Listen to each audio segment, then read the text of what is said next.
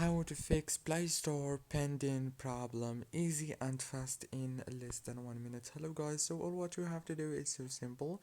Just go to your settings like this, and now go to the apps manager right here. Click on apps, and then all what you have to do is click again on apps, and now search for the Play Store on your apps.